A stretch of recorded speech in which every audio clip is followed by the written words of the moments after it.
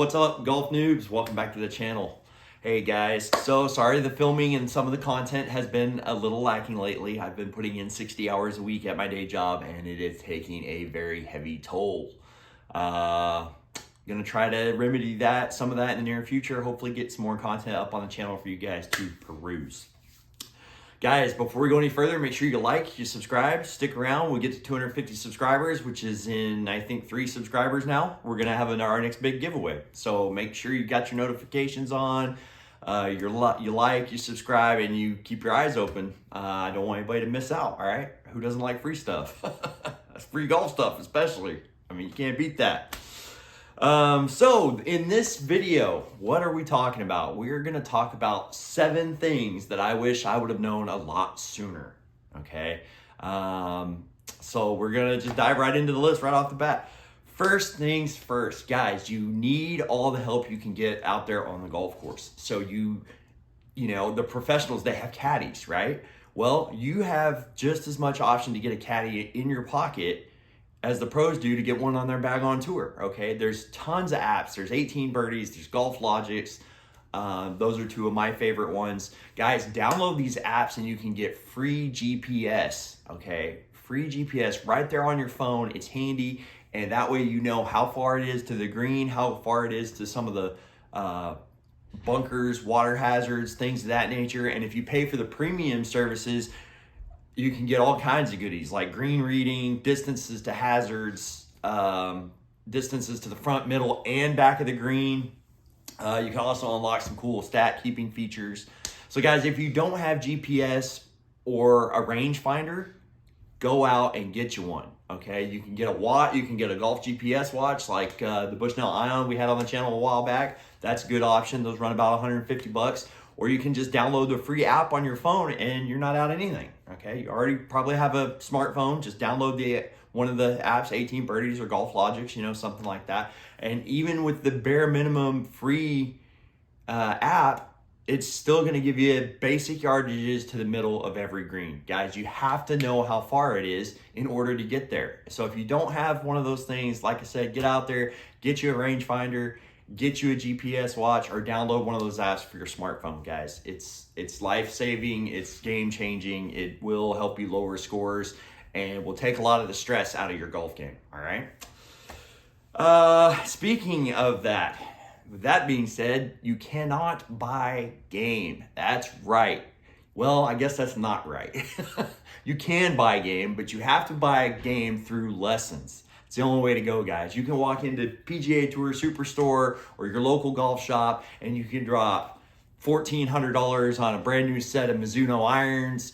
You know, you can drop $500 on a Scotty Cameron putter, but at the end of the day, you're still not going to be any good at golf, okay? It's not going to matter what you buy. Does having the right equipment help? Absolutely it does, okay? So get fitted, get clubs that work for you, get gear that works for you. But don't think that, oh man, if only I had those $1,400 Mizuno irons, or maybe if I had that brand new set of Titleists, you know, maybe then I'd play 10 strokes better. No, you probably won't. You probably won't, guys. The only way to get better is to practice, to play, and get lessons. Okay, that's how you buy a game, not going into a golf store and dropping $2,000, which you can easily do these days. Okay, so keep that in mind, guys, especially for you beginners, those of you just starting out. Don't run off and you know, run into your local golf shop and drop $3,000 that you don't need to spend. Okay, same ball. That's a big one. So most beginning golfers, especially, are real bad about this. They just play whatever they find in the woods, whatever they fish out of a pond. You know, whatever they get out of the used barrel at their local Palladian Sports or whatever. And guys, when you're brand new, just starting out, that's the way to go. That's the way to do it, okay? But as you start to get a little better and you start to build and hone your skills, it's really important to play one ball. That's right, just one. The same make, the same model of golf ball on every single shot. That's why I only play Kirkland Signatures from Costco. That's the only golf ball you're gonna find in my bag, okay?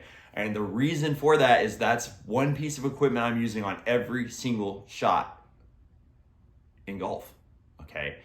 It's an extra thing I don't have to worry about, because using the same model of ball all the time, I know how it's going to react on a 40-yard pitch shot. I know how it's going to react on a putt. I know how it's going to react in the wind. I know how it's going to react coming off every club in my bag.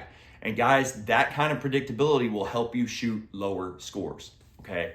So it doesn't matter what ball you play, but once you start to get a little better, once you get to that point where you're only losing, 3 or 4 balls around, it's time to start thinking about switching to one specific model of golf ball that fits your performance and your budget needs so that you can play better golf, all right? This right here is a Tommy Armour 845 60-degree lob wedge. Guys, you don't need one of these. If you're brand new to the game, if you're just beginning, you just absolutely don't need one of these. This is a very unforgiving club. You know me, I love to preach that loft is your friend. The more loft you have, the easier it is to get the ball in the air, okay? That being said, there is a point of no return. And for a lot of beginners, that's going to be this 60-degree, okay? You do need a higher lofted wedge, guys. I suggest something like a gap wedge, an approach wedge, something that's like a 52 or a 54 or a 56-degree wedge. Something in that range is pretty good. If you're only going to go with one wedge, I'd go with a 56. That way you get something you can use around the greens, and you also have something to get you out of the sand traps with, okay? But guys, 60 degrees is a lot of loft, and there's not a lot of margin for error with a 60-degree wedge. If you mishit a 60-degree wedge, you are going to be in trouble, okay?